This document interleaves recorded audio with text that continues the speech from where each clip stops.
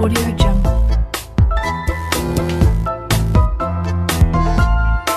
Esto es ACG Podcast, la voz de la Asociación de Consignatarios de Ganado.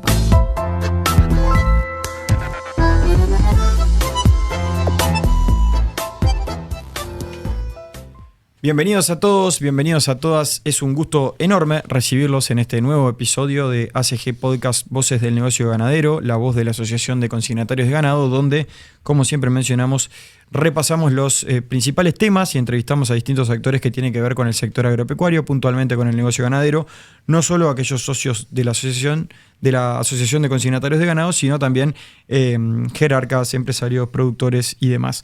En el día de hoy es un gusto enorme recibir aquí, presente en piso, acompañándonos en el estudio de Sound City en Carrasco, al ingeniero agrónomo Walter Bethgen, vicepresidente de INEA, investigador de la Universidad de Columbia, pero también a mí me gustaría presentarlo como una persona que ha dedicado mucho tiempo de su vida al estudio de cuestiones que tienen que ver con la producción vinculada con el clima, por así decirlo. Walter me corregirá si no es así, pero primero que nada darte la bienvenida, gracias por acompañarnos. Bueno, un placer como siempre, man, estar acá.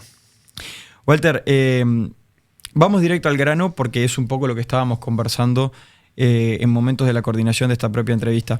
Cuando hablamos de cambio climático, hay una agenda de personas que manifiestan que eso puede ser un mito, que eso puede ser un discurso con intenciones políticas ideológicas de fondo. Cuando hablamos de cambio climático, ¿el cambio climático existe como tal?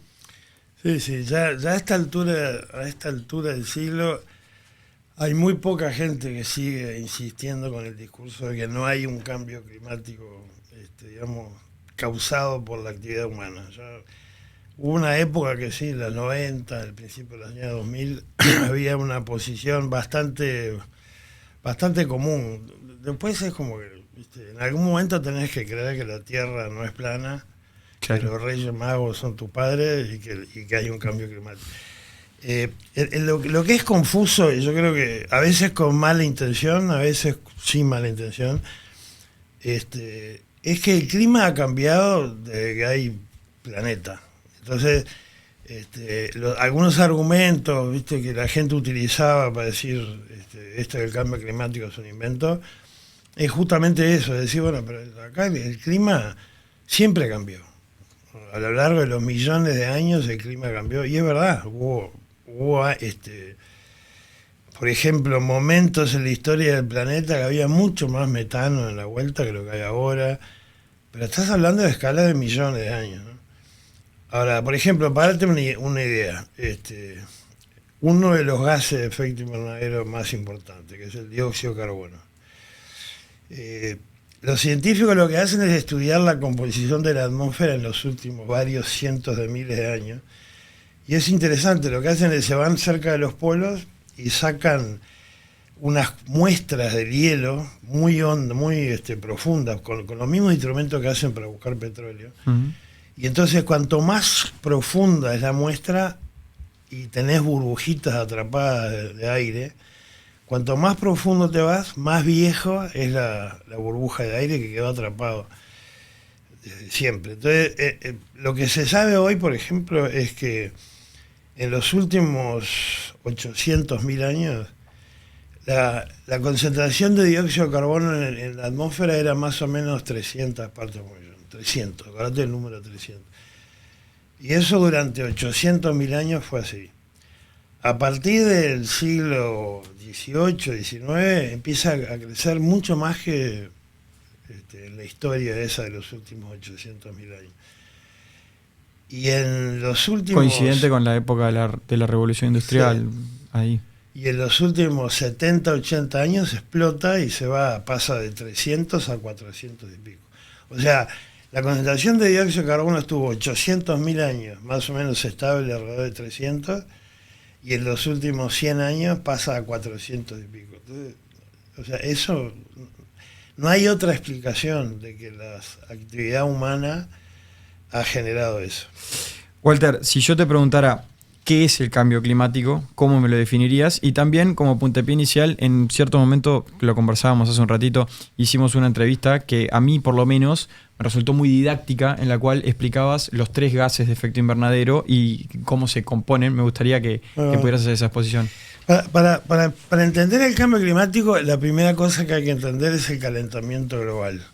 O sea, el cambio climático existe porque hay un calentamiento global. Y el calentamiento global, a su vez, existe porque hay una cosa que se llama efecto invernadero. Entonces, ¿qué es el efecto invernadero? Acá se debería llamar efecto invernáculo, porque le decimos invernáculo, ¿no? ¿Qué es lo que pasa en un invernáculo? Vos imaginate, entra la radiación del sol, la radiación esa calienta el suelo del invernáculo, y hay una parte de ese calor que está en el suelo que vuelve a ser emitido hacia arriba, y cuando se va a escapar del invernáculo se choca con el techo.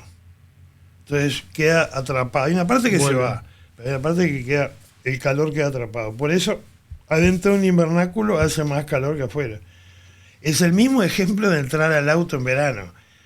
Vos entrás al auto en verano y te quemás. ¿Por qué te quemás? Porque hay la radiación, entró al auto, atravesó el auto, calentó el auto y quedó atrapado dentro de tu auto. Ese es el efecto invernadero. Hay un efecto invernadero natural. En el planeta lo que pasa es lo mismo, solo que en vez de tener un techo de vidrio como en el invernáculo, tenés una serie de gases que atrapan calor, o sea, entra la radiación, calienta el suelo del planeta, ese calor vuelve a salir para arriba, y cuando se va a escapar de la atmósfera, lo atrapan unos gases, que se llaman gases de efecto invernadero, que atrapan ese calor y lo vuelven a emitir. Entonces, es lo mismo que el techo del invernáculo.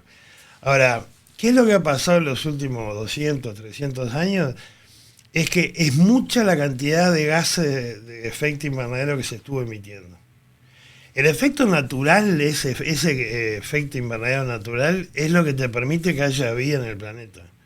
Si no hubiera ese efecto invernadero natural, hoy habrían 20 grados menos de lo que hay. O sea, no habría vida en el planeta. Lo que ha pasado con los últimos 300 años es que se ha emitido tanto gas con esa capacidad de atrapar calor, que es como que hoy tuvieras un invernáculo con un vidrio más grueso. Entonces se está atrapando más calor que lo normal. Y cuando se empieza a atrapar ese calor, no solamente importa, digamos, que la temperatura del planeta te aumenta, yo qué sé, 1 grado en 100 años. Porque decir, 1 grado en 100 años no es tanto. El problema es que cuando tenés un sistema en equilibrio, 1 grado es mucha cosa y eso te afecta a todo el ciclo del agua, el ciclo del reloj. El ejemplo que a mí más me sirve es, vos decís, yo qué sé, en temperaturas de 20, 30 grados, 1 grado, ni lo notás. Bueno, la diferencia más clara es si tu temperatura corporal es 36,5 o es 38, se nota muchísimo. Claro. Y es nada más que 1,5 grados. Claro. Pero ¿qué pasa? Tu cuerpo está en equilibrio y lo que aguanta es 36,5, funciona bien. Si vos le metés 1,5 grados más, estás en problema. Ese equilibrio entonces se empezó a ver alterado en el último tiempo por esos gases. Es tanto lo que se emite de gases de efecto invernadero. Los gases de efecto invernadero más importantes, sí. El natural, o sea, olvidándonos de la acción del hombre, los más importantes son el vapor de agua y el dióxido de carbono. Y después tenés otra cantidad que son importantes como el metano y lo que le llaman los óxidos de nitrógeno. La actividad del hombre, lo que más afectó fue el dióxido de carbono, el CO2, el metano y los óxidos de nitrógeno. Esos son los gases que más se alteraron. Entonces, es eso que vos decís. Lo que te pasa es que vos tenés un sistema en equilibrio, funcionando por 1.000.000 de años, y de golpe le inyectás toda esa cantidad de nuevos gases de efecto invernadero. Es lo que te digo, es como le vas poniendo capas de vidrio al techo del invernáculo, cada vez más grueso, y sí, te va a atrapar más calor. Decir que las consecuencias o la definición, no sé, tú me dirás mejor, del cambio climático es eventos climáticos más extremos con mayor frecuencia, ¿es así? Es así.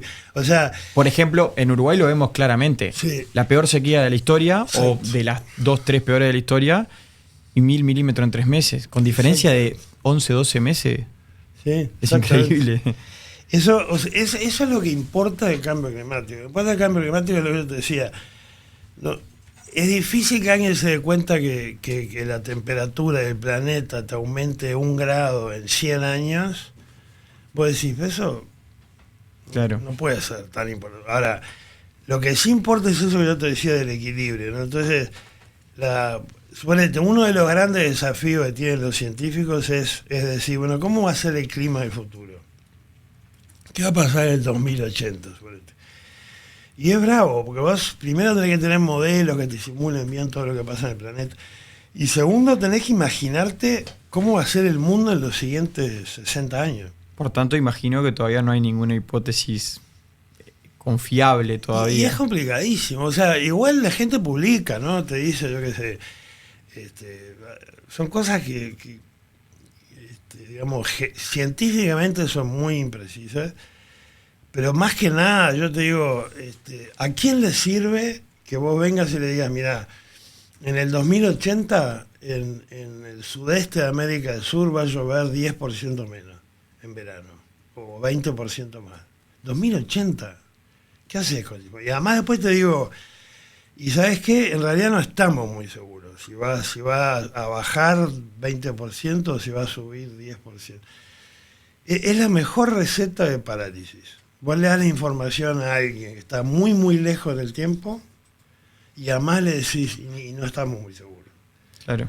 Ahora, entonces, bueno, primero, esa es una... O sea, porque te comento eso, porque ¿cómo incorporás el tema del cambio climático a tu vida cotidiana? Bueno, eso es interesante, Walter, porque, por ejemplo, yo escuché la exposición que hiciste en el Congreso de Federación Rural no hace tanto, y mucho se habla de la obviamente de manejar información para poder tomar ciertas decisiones, y vaya si eso pasa en la producción agropecuaria y en el sector ganadero en particular, pero una cosa es hablar de promedios y otra cosa es ver cómo lo ve.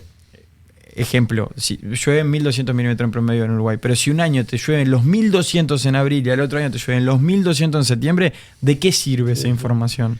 Sí, esa es la otra cosa, que es... O sea, primero, para terminar la Fue un parte ejemplo exagerado, digamos. No, pero es así, tal cual. Para terminar la parte de cambio climático, digamos, imaginarse cómo van a ser los promedios es muy difícil y de vuelta yo creo que sirve para poco una información para el año 2080. Ahora, ¿en qué coincide toda la comunidad científica que trabaja en clima? En que ya estamos viendo aumentos en la frecuencia y en la intensidad de eventos extremos. Que son eventos extremos, sequías, olas de calor, inundaciones. Ya se está viendo. Y si vos además le agregás calor, o sea, le agregás esto, aumentás este efecto invernadero, el calentamiento global, bueno, pues tenés que esperar, sabés que lo que va a pasar es que vas a tener más de esos eventos extremos y más frecuentes y más dañinos. ¿Ah? El mejor ejemplo lo acaba de dar vos, lo que acaba de pasar ahora. Pasaste de la peor sequía de la historia registrada, de los últimos 100 años, la peor sequía de los últimos 100 años, a tener inundaciones en la región acá. Acá fue bravo, pero mirá lo que es Río Grande del Sur. Claro. Entonces, ¿eso es culpa del cambio climático? ¿Le podemos atribuir eso al cambio climático? No, ningún evento en particular puede decir esto es cambio climático. Lo que sí sabés es que el cambio climático tiene ese tipo de efectos. O sea, no podés decir esto se debe al cambio climático porque no tenés manera. Y además no importa. Lo que sí sabés es, con el cambio climático, estas cosas se vuelven más frecuentes y más dañinas. Walter, tú sos un hombre de la ciencia y participás en muchos trabajos que tienen que ver con el uso de estadística. ¿De qué forma se puede hacer un uso responsable y eventualmente útil de la información en un contexto así? Digo, es como todos los productores agrícolas, ganaderos, lecheros, etcétera, están esperando que les digan, por ejemplo, si viene año niño o niña. Sí. Pero ¿qué más se puede hacer? ¿Qué recomendación te parece a vos que podemos usar? Eso, yo siempre en broma con lo mismo. Uruguay tiene la suerte de que lo afecta el niño y la niña. O sea, es una suerte, porque está recontra estudiado que en los años que hay niña, en los años que hay niño y en los años que no hay ninguna de las dos cosas, la cantidad de desastres en el mundo no cambia. O sea, la cantidad de desastres que tenés en un año, de inundaciones, sequías, grandes tormentas, olas de calor, cuando vos comparás un año del niño, un año de la niña, un año que no es ninguna de las dos cosas, la cantidad de desastres no cambia. Lo que cambia cuando eres un niño o una niña es que en algunos lugares del mundo tenés una idea de las chances que puedes tener de que pase algo.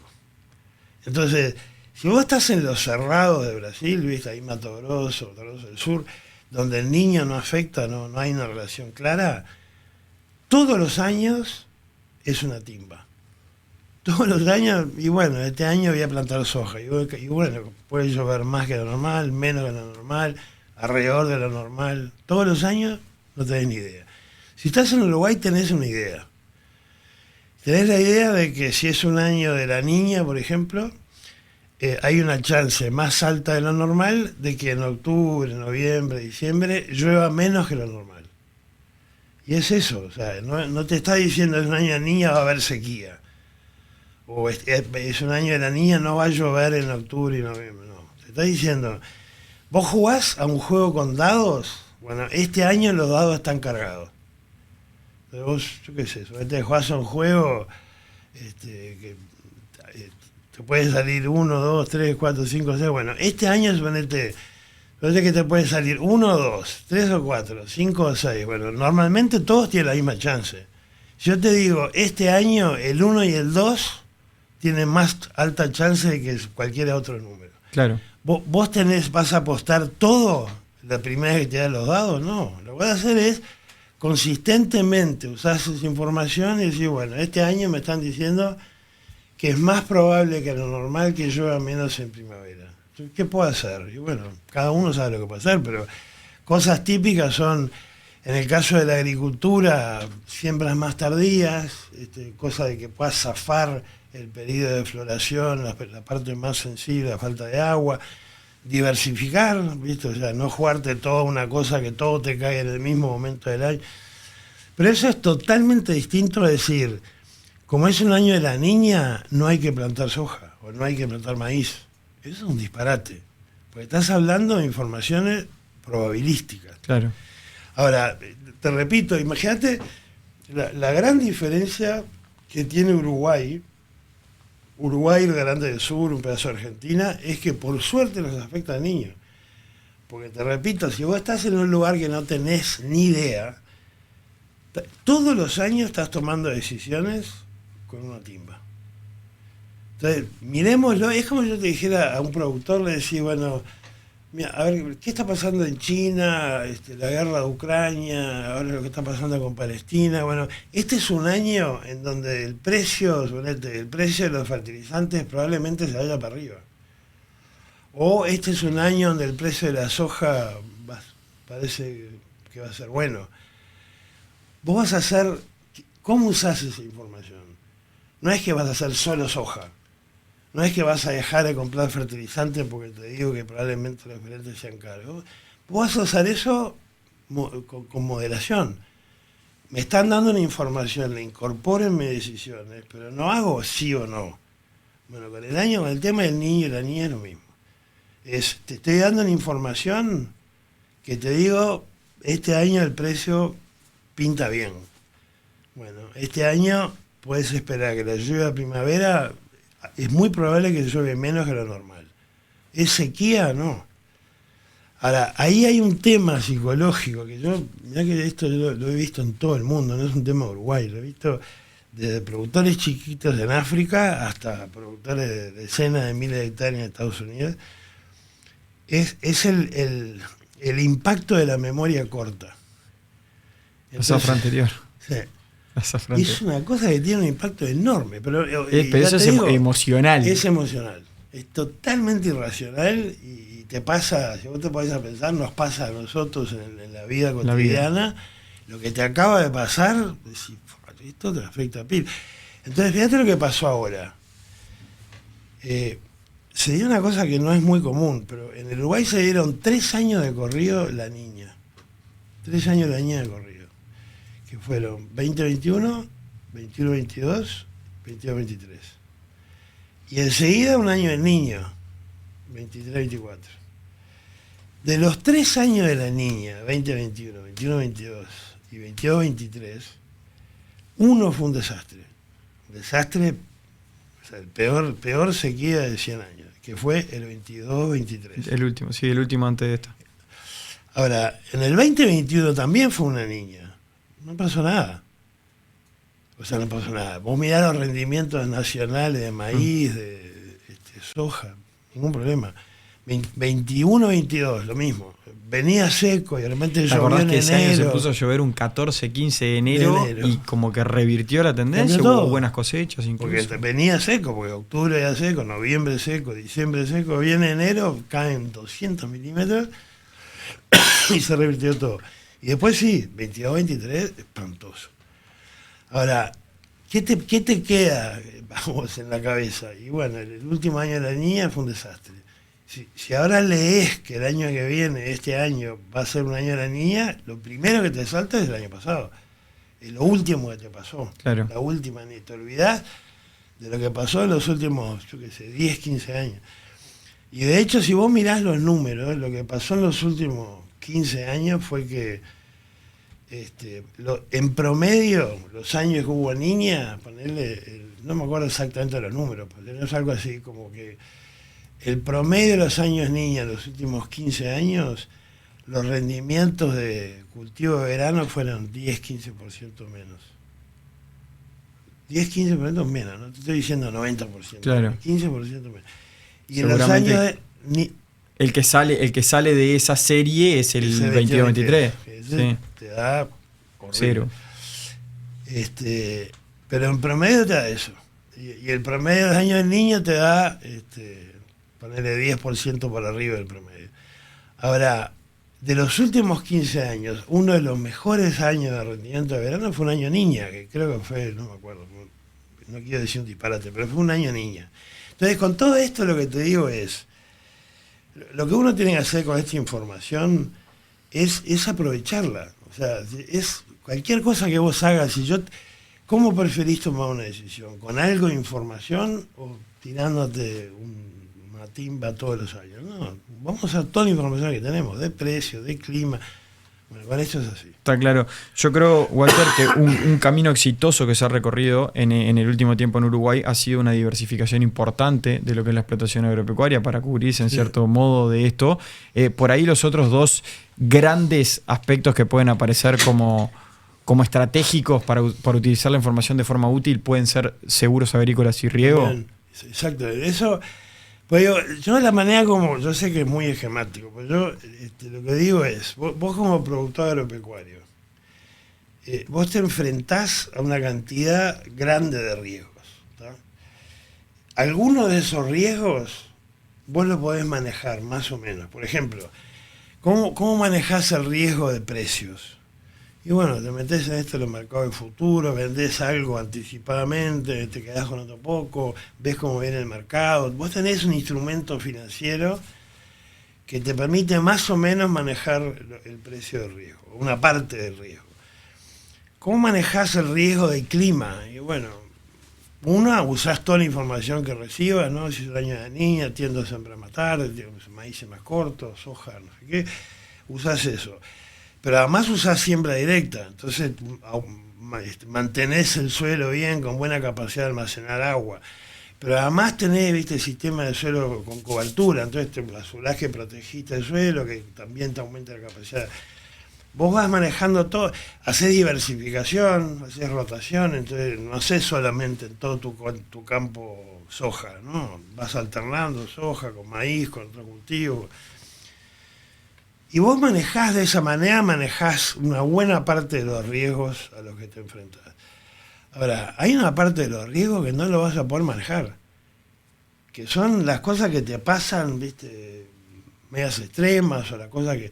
Son cosas que no manejás. Sí. Vos no tenés manera de manejar una sequía como la de 22-23. No tenés manera. Hacé todo perfecto. No tenés. Entonces, lo que hay que pensar es, bueno, hay una porción de los riesgos que enfrento que yo sí los puedo manejar, con tecnología, con información, con algún instrumento de venta futura. Lo que no puedo manejar, lo tengo que transferir. Y eso es un seguro. Yo transfiero el riesgo que no puedo manejar. Entonces, ahí lo que es clave, hay varias claves en el tema de seguro, ¿no? Hay una que es decir, de esa porción del riesgo que yo no puedo manejar, ¿quién debería hacerse cargo? Entonces, un esquema que puede ser interesante es la catástrofe, que es lo que pasó en el 22-23, eso que pasa una vez cada 70 años, eso lo puede manejar el gobierno.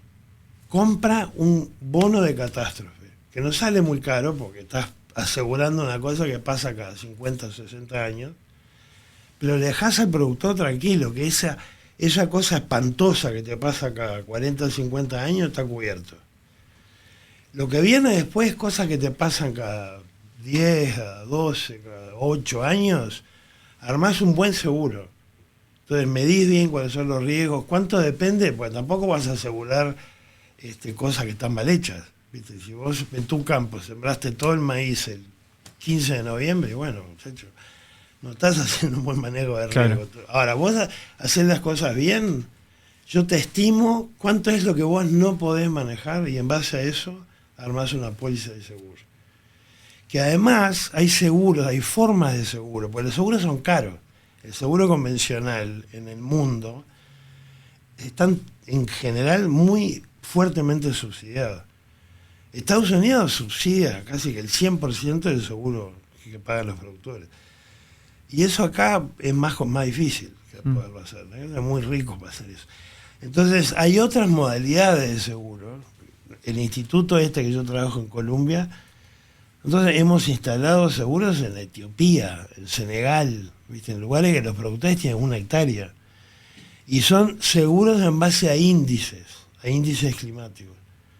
Entonces vos lo que haces es, ves cuáles son los riesgos que enfrenta el productor en relación al clima. Entonces, por ejemplo, no tenés suficiente agua en floración, tenés demasiada agua en tal otro estado. Vos caracterizás eso y después lo que asegurás es el valor climático. Entonces, si a mí no me llueven 200 milímetros en el mes desde esta época hasta esta época, alrededor de la floración, claro, entonces yo te cubro. Bien. Y son mucho más baratos que los seguros convencionales. Walter, me quedan 2 preguntitas por esto porque podríamos realmente estar horas hablando, pero quiero incursionar en otros temas también. En primer lugar, respecto a todo esto bien interesante que planteabas, ¿ves viable la posibilidad de generar un seguro robusto y accesible en un mediano plazo, pongamos, en Uruguay? Esa es por un lado. Y por otro lado, tengo que preguntarte, por ahora los pronósticos vienen marcando que será un año un poco menos llovedor, al menos de cara al que viene entrando, ¿no? Sí. La primera parte del seguro, sí. Uruguay es la meca de los datos. Uruguay, cada vez, te repito, a mí me ha tocado trabajar por todo el mundo. Y es bien difícil conseguir información, ¿viste? Información buena de lo que le pasa a los productores, el rendimiento. Uruguay es imponente la cantidad de información que hay. Si vos te pones a pensar organizaciones como CREA, como la ACA en el arroz, tienen una cantidad de información que es imponente. La información a nivel de productor, no digo solamente a nivel de investigación. Sí, información de campo. No, es impresionante. Entonces, solo con esa, pero además hablas con los productores, o sea, con empresas agropecuarias privadas que no son ni CREA a veces, ni son de la ACA, ni son de nada, tienen todo un registro de sus rendimientos, hay una base de datos imponente. ¿Por qué te digo esto? Porque para hacer un buen sistema de seguro, lo que tenés que tener es buena información. Toda la falta de información, esto es una regla de oro en el mundo de los Más seguros. que dinero, por encima de tener dinero es tener información. La primera cosa es la información, porque la regla de oro en el mundo de los seguros es toda ausencia de información se cubre con prima, se cubre con aumento de seguro. Lo que yo no sé, yo te estoy vendiendo un seguro, bueno, yo no estoy seguro, te lo voy a cobrar más. Si vos me tenés bien caracterizado tu riesgo, pasa con los autos, ¿no? Si vos tenés 18 años, lo que pagás de seguro es distinto si tenés 50 y es distinto si pagás si tenés 80 años. Eventualmente ese bono de catástrofe que vos manifestabas, que Uruguay, entiendo, debería salir a reasegurarse afuera con la información que tiene Uruguay, lo puede lograr. Yo creo que sí. Perfectamente. Es una manera, ¿no? Sí. Perdón. Una manera de decir, bueno, yo reparto el riesgo, la catástrofe lo toma esto, por ejemplo, el Estado, o lo toma quien sea. Esto otro lo toma el productor, Hay que pensarlo, yo no quiero dar una receta. Me parece bueno que es pensar en eso. Bueno, repartamos el riesgo que enfrentamos para manejarlo mejor. Hay un riesgo catastrófico que puede ser una buena idea que lo banque el Estado, porque además, entre paréntesis, cuando hay una crisis fuerte, el Estado termina gastando una cantidad de dinero y perdiendo una cantidad de dinero. Entonces, en vez de salir a perder y a manotear cuántos fondos hay por ahí, tenerlo cubierto, tener una reaseguradora que te diga, esto es un bono de catástrofe y yo cuando pase esto recurro a eso. Y después la otra porción, cuanto más información tengas tuya, mejor va a ser tu seguro. Me quedó marcado una gira que pude hacer por Estados Unidos y decían, prefieren pagar que tener grandes sorpresas. Claro, exacto. El Estado prefiere pagar que tener grandes sorpresas. Exactamente. Walter, ¿podemos esperar entonces los pronósticos de un año niño? Año en niña. este caso, año niña, perdón. Este es un año niña. Menos llovedor que lo que fue este. El año niña, ¿verdad? Lo que quiere decir es el Océano Pacífico, ahí la lengua que sale entre Ecuador hacia Australia, el Océano Pacífico está más frío, va a estar más frío de lo normal. ¿Tá? Y eso quiere decir que en general, en Uruguay, durante los meses de primavera, sobre todo octubre, noviembre, diciembre, la lluvia generalmente está por debajo de lo normal. Eso es este año. O sea, vos pensalo de esta manera. Si no tenés ni idea de lo que va a pasar en octubre, noviembre, diciembre, pueden pasar una de tres cosas. O que llueva más que lo normal, o que llueva menos que lo normal, o que llueva alrededor de lo normal. Si vos no sabés nada de lo que va a pasar, cada una de esas cosas tiene la misma chance, 33%. Este año, de repente, en vez de tener 33% de que llueva menos que lo normal, tenés 60%. Sí. ¿Entendés? Ahora, ¿qué quiere decir eso? Que parece que tenés 65% de chance que llueva menos. Primera cosa que quiere decir es, por lo tanto, tenés 35% que llueva normal o más. No te estoy diciendo que lo otro 100%. Es cero, claro. Entonces, usarlo de esa manera, ¿viste? ¿Cómo lo usás? Y bueno, si pensás en eso, yo qué sé, si normalmente vos tenés una cierta secuencia de cultivo, tenés maíces más tempranos, sojas, no sé qué, cambiá esas decisiones en proporción a lo que te cambia esa probabilidad. Si en vez de 33 es 65, bueno, cambialo proporcionalmente. No dejes de plantar maíz, no dejes de plantar soja. Mové tus decisiones considerando esas probabilidades. Walter, en esta recta final, volvamos a la carne, centrémonos en la carne. Seguramente hay mucha gente escuchando este podcast que, son consignatarios, productores, etcétera. Son la enorme mayoría, muchos otros también en la interacción con la agricultura, que es un poco en lo que estábamos conversando en esta última respuesta puntualmente. Si viene una persona, y después de todo lo que ilustraste respecto al cambio climático, viene una persona y dice, ¿el cambio climático existe? Le decís sí, y dice, ¿la ganadería contamina? ¿Qué contestás? Digo, sí, es verdad, la ganadería contamina. Ahora, ¿por qué contamina? Porque las vacas, los rumiantes, emiten metano. Entonces, es verdad, las vacas contaminan. Ahora, ¿cuál es la importancia relativa que tiene eso en el planeta? Entonces ahí decís, bueno, hoy decíamos, ¿por qué hay cambio climático? Porque hay emisiones de gases de efecto invernadero. ¿De dónde vienen? Entonces, lo más importante de todo es de dónde están saliendo esas emisiones. ¿Sabes de dónde viene? 75%, las 3/4 partes vienen de generación de energía con combustibles fósiles. Gas, petróleo y carbón. 75%. Todo lo demás, deforestación, las vacas, la basura, todo lo demás, procesos industriales, todo lo demás suma 25%. Pero ahora vamos a mirar las vacas, vamos a mirar los rumiantes. Primero, ¿por qué producen metano los rumiantes? Porque el rumiante es una fábrica increíble que vos le das un pedazo de madera, le das un cacho de madera, pues es fibra, una cosa que no sirve para nada, que el hombre nunca podría digerirlo. Y el rumiante tiene la habilidad de tener un estómago en donde tiene unas bacterias y unos hongos que son capaces de digerir ese pedazo de madera y transformarlo en proteína, pero en carne. ¿Te das cuenta? Es una máquina increíble. Casi perfecta. Es impresionante lo que hace. En ese proceso, un producto el byproduct, digamos, es metano. Una cosa que genera cuando hace esa digestión es metano. Ahora, pensalo, ¿qué está pasando como ciclo ahora, ¿no? ¿Qué es lo que pasa con el ciclo del metano, del carbono? Vos tenés un campo, ¿tá? En el campo tenés un pasto que toma dióxido de carbono, energía solar y produce biomasa, produce fotosíntesis, produce pasto. Viene una vaca, un novillo, y te come ese pasto. Ese pasto era el dióxido de carbono que estaba en el aire, ¿no? Lo fija en el pasto, lo come el ganado. Hay una parte de ese carbono que lo eructa como metano. Otra parte lo transforma en proteína y lo vas a terminar comiendo vos en un asado. Ahora, la parte que eructa como metano, a los 10 años se vuelve a oxidar como dióxido de carbono. ¿Te das cuenta? No queda como metano. 10 años pasa de vuelta a CO2. Y ese CO2 que hace, lo vuelve a tomar la pastura, fotosíntesis, y produce más pastura. Y lo vuelve a comer el ganado. Y lo vuelve a eructar como metano. Y se vuelve a oxidar como... ¿Te das cuenta que es el mismo carbono dando vueltas?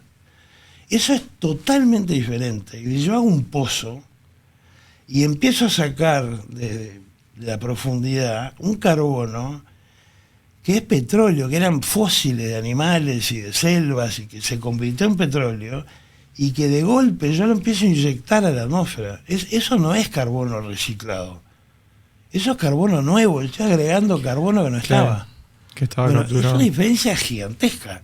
Entonces, si vos me preguntás, ¿la vaca contamina? Sí, contamina. Igual que vos vas a la playa y contaminás, igual que vas caminando. Sí, te subís a tu auto y... Te subís al auto, todo. O sea, si vos te pones a pensar todo lo que hacemos, estás modificando. Vivir tiene una huella, claro. Claro, ahora, la verdad es que si vos de verdad te importa el tema cambio climático, si de verdad te importa, no te podés distraer con las vacas. Si de verdad te importa el tema cambio climático, 75% de las emisiones vienen de combustibles fósiles.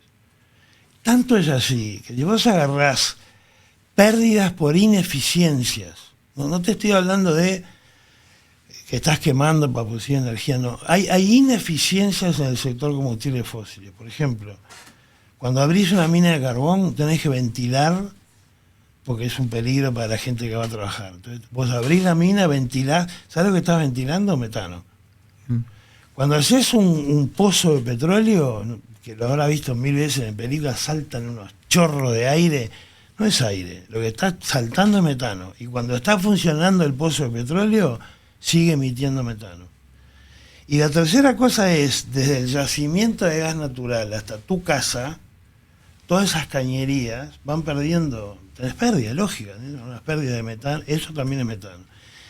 Si vos sumás las pérdidas de esas tres cosas, o sea, ventilar minas de carbón, las pérdidas de las cañerías de gas y lo que perdés cuando estás explotando el petróleo, la suma de esas pérdidas de metano son más altas que las emisiones de todas las vacas de todo el mundo. Y esto es nada más que ineficiencias. ¿Te das cuenta que ni siquiera es que estás quemando? Bien. Entonces, ¿a vos te parece que la solución del cambio climático es dejar de tener vacas? Es un disparate. O sea, todo lo que podamos hacer para bajar nuestra huella, para proteger el ambiente, bárbaro, hagámoslo. Ahora, en un lugar como Uruguay, que hace por lo menos 8 millones de años que hay rumiantes. Acá las vacas vinieron con arrendarias, pero los rumiantes hace millones de años que hay. Y que son parte del equilibrio.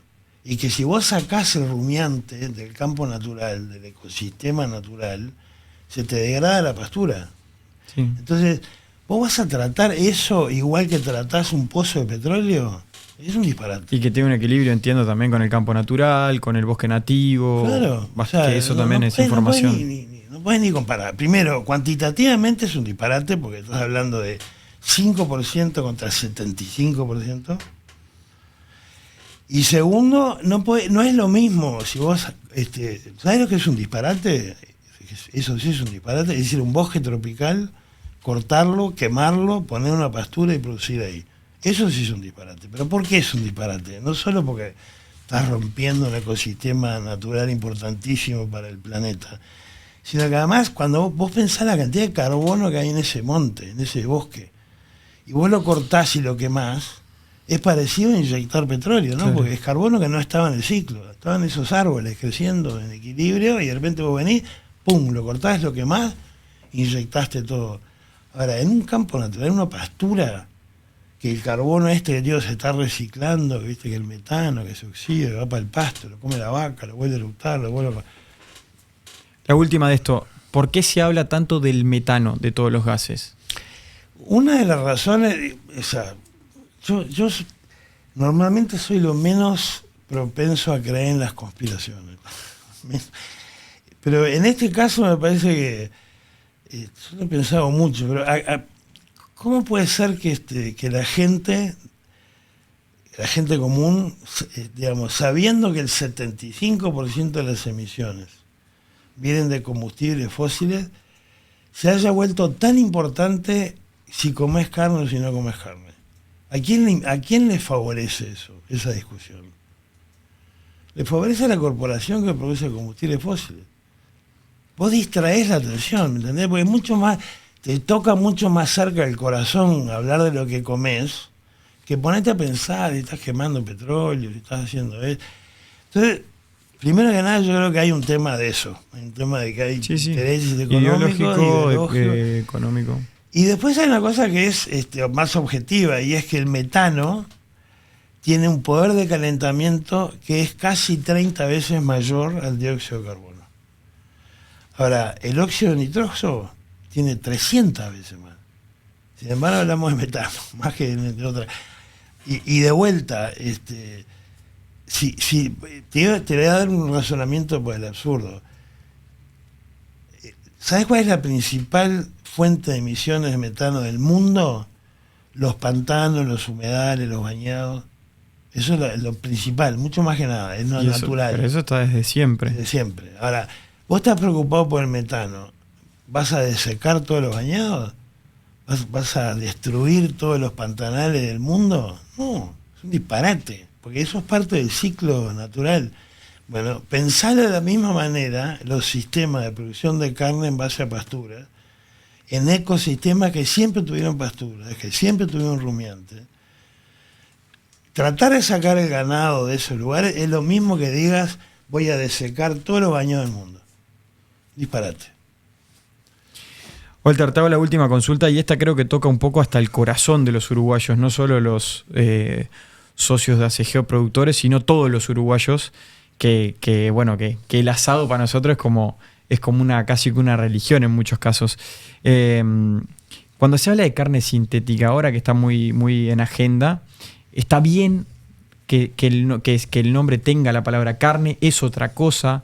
Eso también puede tener eventualmente atrás alguna voluntad ideológica / económica.